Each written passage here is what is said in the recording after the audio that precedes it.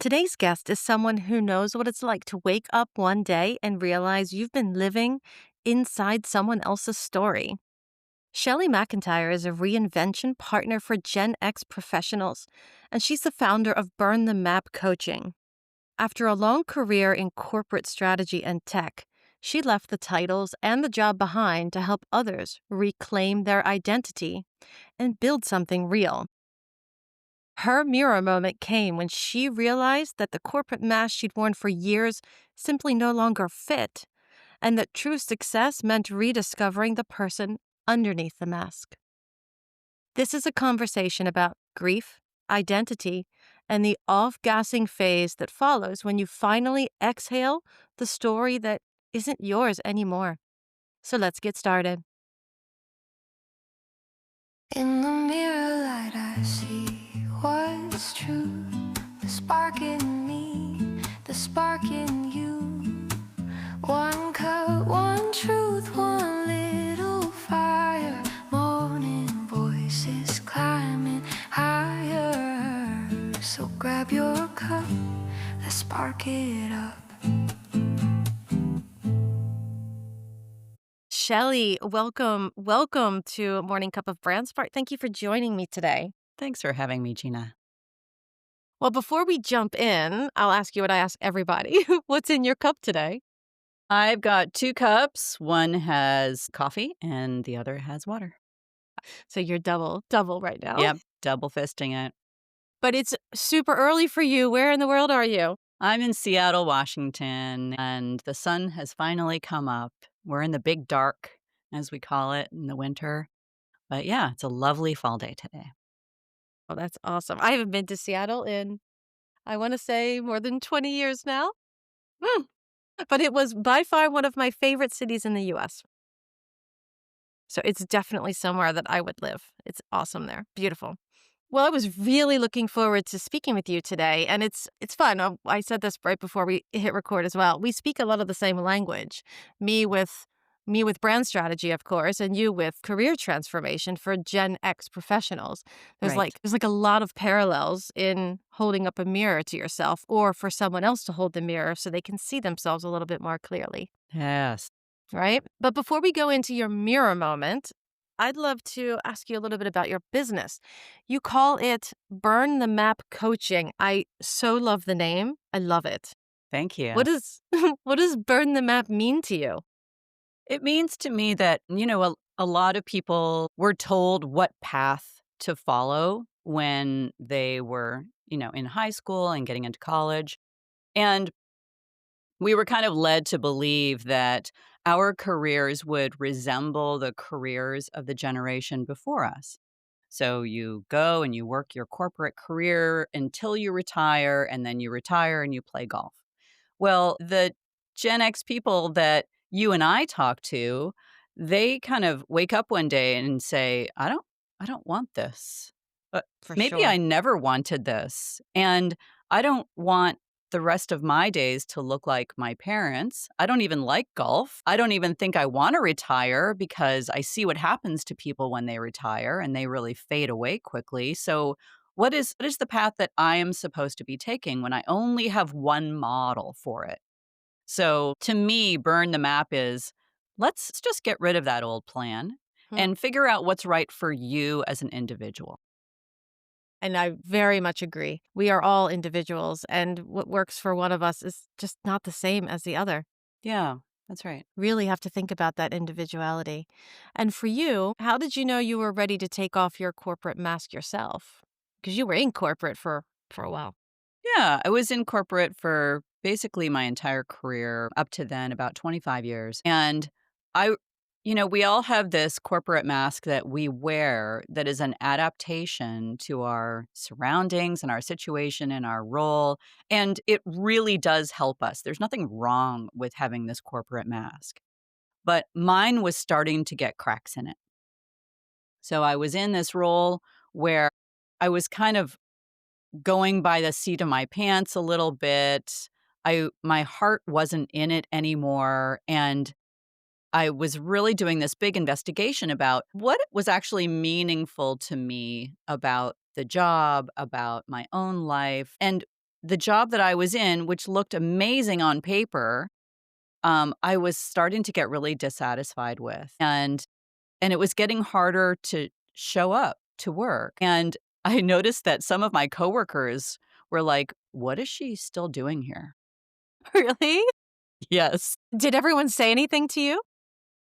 I got a little bit of feedback that it was like, "Hey, you need to step it up a little bit." And No. I didn't want to. Ugh. And I Yeah, was but in a then you really know.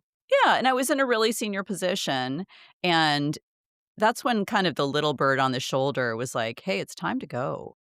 Yeah. So I gave a really like a 6 months notice because it was going to take a lot of unwinding because my fingers were in all parts of that business.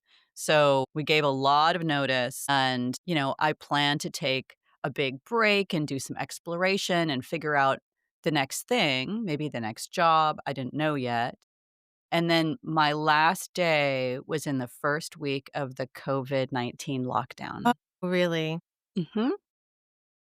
Yeah. Oof. But then you're like, "What do I do now?" Also, Yeah. what was that feeling like? It was wild. It was a wild time to be set free from the corporate world because that world itself was turning upside down. Everybody went home. Everybody had to figure out what Zoom looked like. And at the same time, like the break that I thought I was going to take, you know, it all changed. I wasn't going to be traveling. I wasn't going to be like getting involved with new in-person hobbies. None of that was going to happen. So reinvention was like this Yeah. big crash course. Was there any grief in that decision at that moment, or was there only relief, or was there also some grief?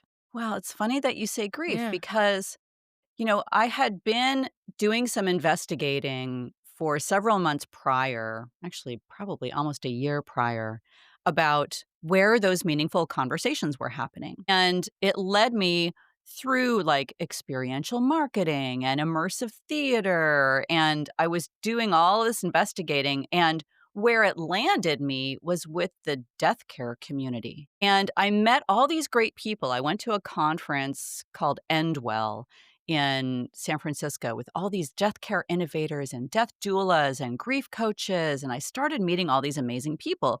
And some of them were like, Shelley, what you can do pretty quickly is go get trained in this methodology to help people through grief. And so I had that in the back of my mind. And then when I left and COVID lockdown happened, a month later, I was like, well, guess I can get some training online. And I did some training as a grief coach. And that was my first venture out into entrepreneurship was doing grief coaching during COVID. But I can imagine that applies to a lot of different things when you're working with individuals who are indeed looking for some reinvention. That's awesome. Yeah. And a lot of people came to me at first, navigating the loss of a person or a marriage. And what I found was that after a while, some of them would say, we've done this program together and I feel better. And now I want to make bigger changes in my life. So now what? Recovery from one type of loss can bring into sharp relief the other parts of your life.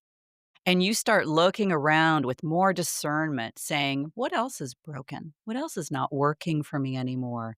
And can I bring those changes in as well? Like change is a magnet and it wants other changes to come with it. And what did you learn about yourself in that quiet moment where you were forced to in a way?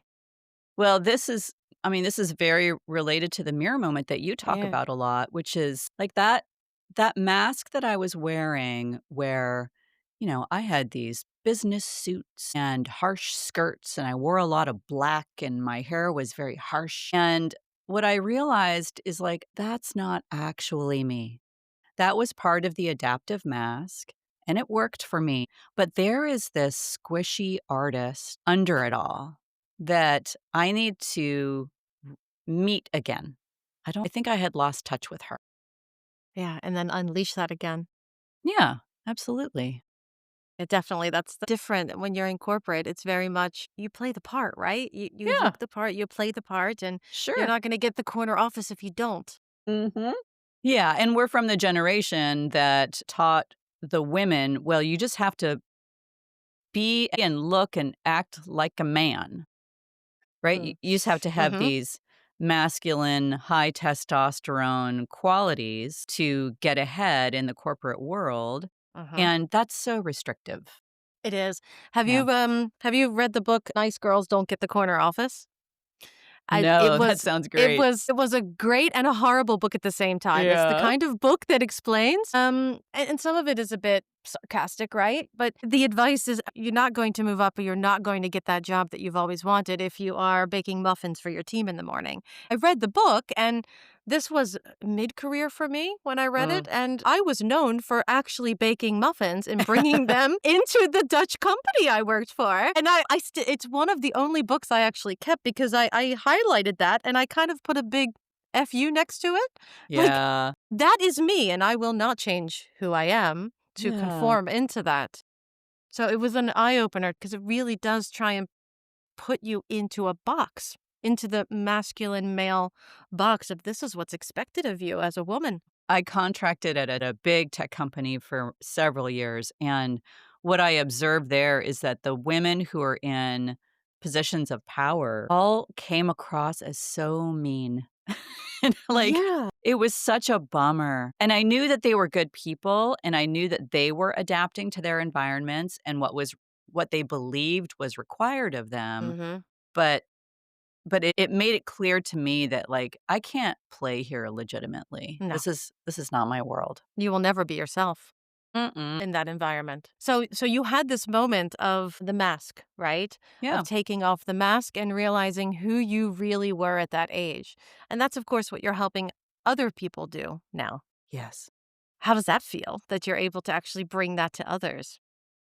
It's delicious. Like, these conversations that I have with people where they really get reacquainted with their underlying values, the essence of who they truly are, what dreams they have buried that they can revive. When they have these realizations and start acting on it and start practicing a new way of being, which is really their true way of being, it's such a relief for everybody. You work with people now who are in that process of reinventing themselves after, for some people, likely decades in corporate or decades conforming, right? Yep. What is one truth that you wish more of them knew? That there is life outside of corporate and that there are careers that they can build using the skills they already have. Like, we're not talking about burning it all down. You can plan if you're still in a job, you can start to reinvent yourself now before you even leave. Like, it doesn't have to be a scary cliff that people are going to jump off. And you also, it's like, the fish that doesn't know that the fish is in water, right? Indeed. You have all of these skills and these capacities that you might not even know that you have. So one thing that I think is very effective is to go out and ask other people what you're good at because you're swimming in it all the time. You have no idea that your ability to analyze large swaths of data or make discerning choices about teams, like, you don't even know that that's a thing, but everything that you can do is a thing.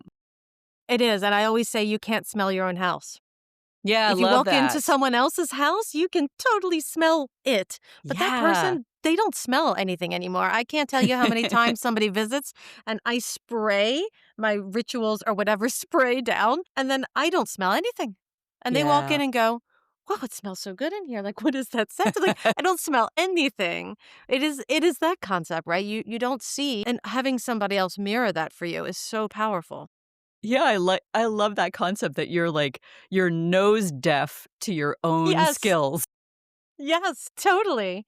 And it really is true. You don't see it, you don't notice it. And I have to say also as women and as, well, people in our generation, we are harsh on ourselves Yeah. And we judge ourselves so much in a way that we really shouldn't, and people don't see us that way.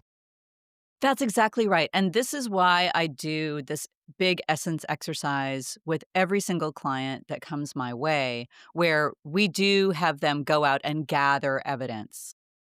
Input, People yeah.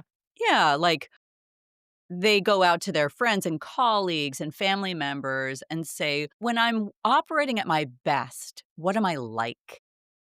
And people will tell the most beautiful stories about that person. Like, here's a moment or a story that I feel is exemplary of who you truly are, John or Moira, right?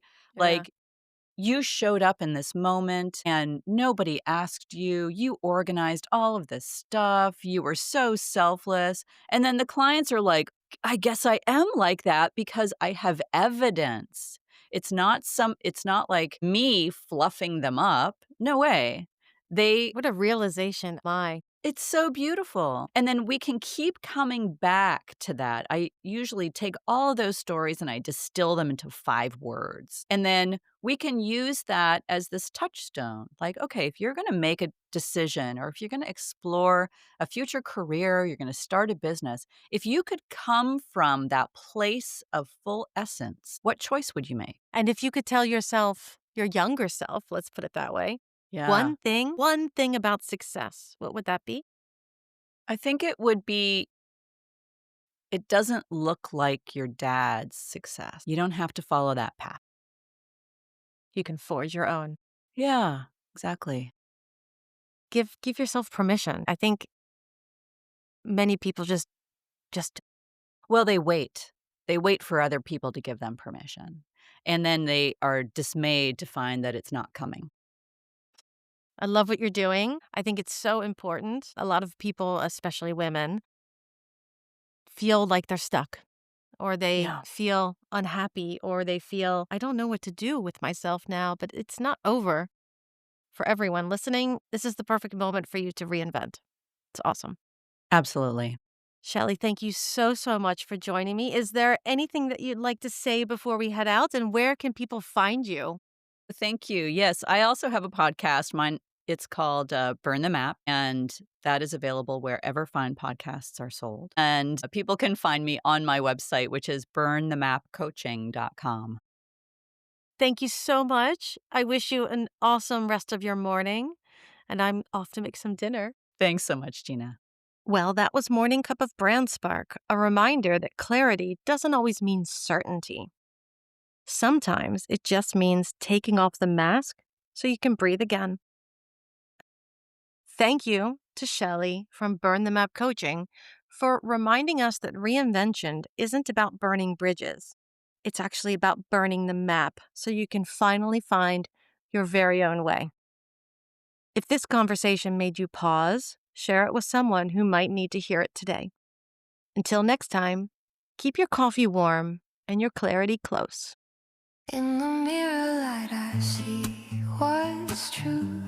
The spark in me, the spark in you.